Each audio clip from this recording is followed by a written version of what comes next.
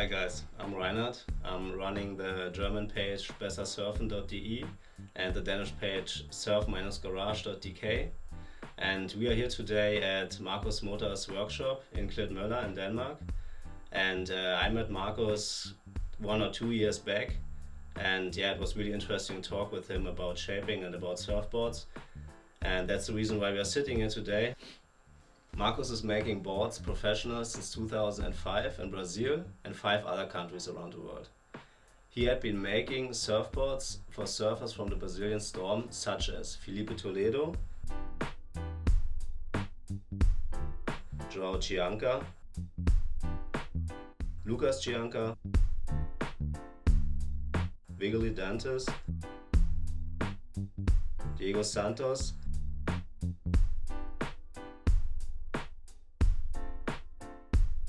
Michael Rodriguez, Leonardo Neves, and others. And let's start with the first question. Marcos, if you start with a surfboard, what are the most important key infos you need for the design in general? Yeah, there's many things to consider. One of the main important things is to understand where this board is going to place inside the surface quiver, because there's surfers that have like 10 boards, and usually when you make a new board, it's going to be something more specific to a certain type of wave, but also that you have some surfers that they only have this one board, it's the first board or something, and then it's going to be something much more broad, much more open and more general. But usually what the shape has to understand is who is the surfer and what is the wave. Because the board is right in the middle, literally. It's what connects both. So this board has to address both sides. You have been talking about the North Sea. We live here at the North Sea and we surf the waves here. How would you describe the waves in the North Sea and what does it mean for the design of the surfboard? The waves in the North Sea, they are smaller and slower and weaker. So that's going to reflect on what type of board you need to use. There are many things you can adjust, but the main principle is that you need a board that is going to sustain your weight a little bit better. So what is important for a surfer who's looking for a shortboard for the North Sea in terms of design?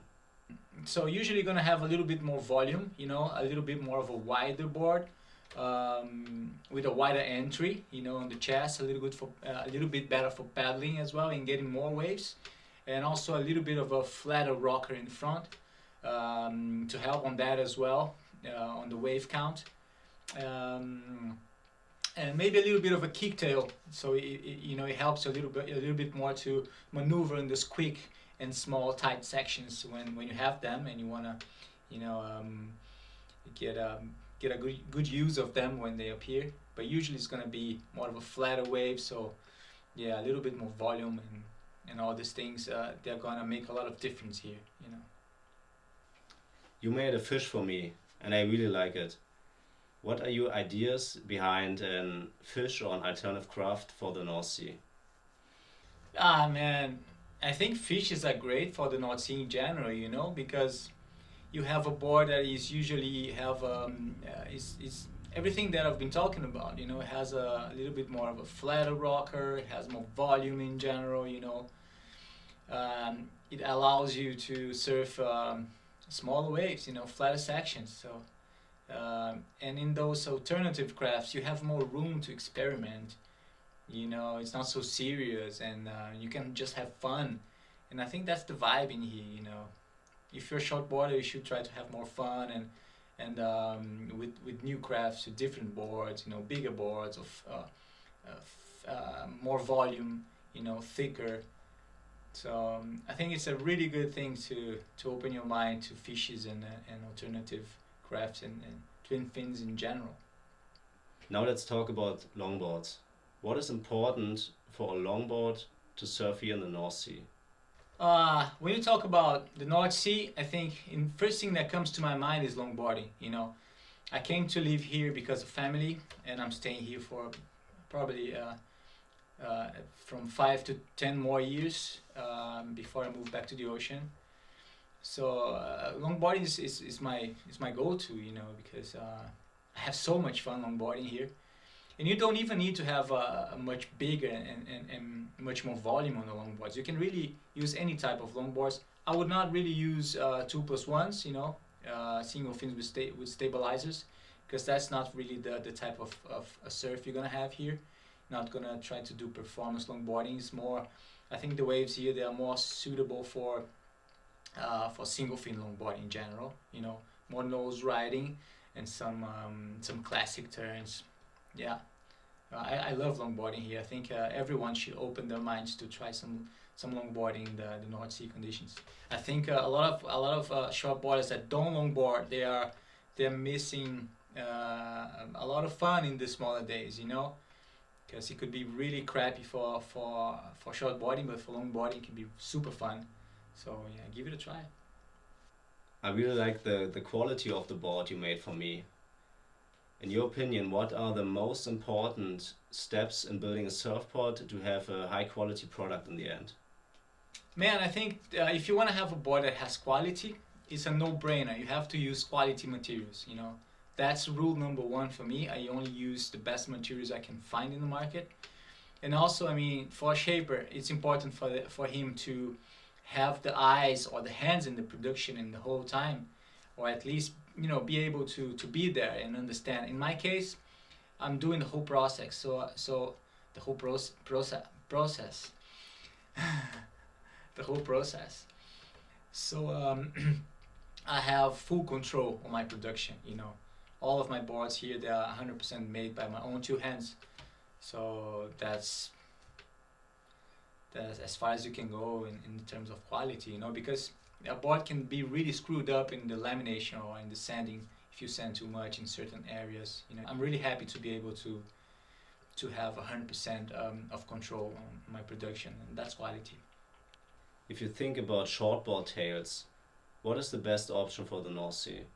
The best shortboarding tail for the North Sea is Swallow. The Swallow, man. Yeah, the Swallow. Wider, pointy, so you have a lot of glide and you can really go through those sections. But when you have those nice, more critical sections, you can really hit it. You can really change direction really fast. It's really responsive and forgiving. So in general, a Swallow is really good for small waves, right?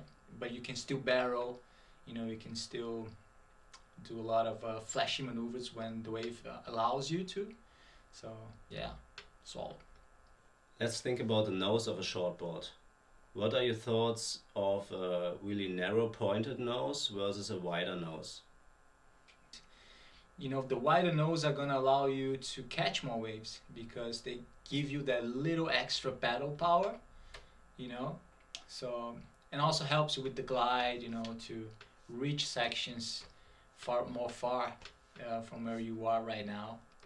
It helps you with the glide, gliding through the fat sections as well. So I think in general, a wider nose, it's going to help beginners, for example, to just catch more waves, just to have more wave count and have more good experience in the water. But as you progress along your surfing skills, you can narrow it a little bit more, because too wide nose is gonna take a little bit of your maneuverability when the wave helps you on that. So you have to be careful on that one, A wider nose, but don't exaggerate. Nowadays, people are talking a lot about volume of surfboards. What is the importance of it?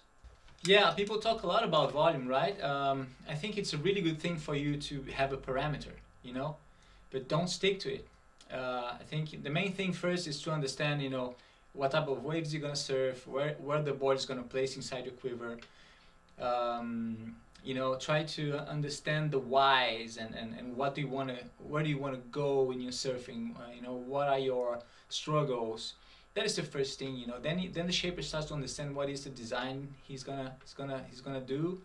And then in the end, after I already visualize your board, what type of model, what type of nose and tail and curves, then I'm gonna get that volume that you're using so I can adjust, the final dimensions, so I have the board that is dialed in the right flotation for you.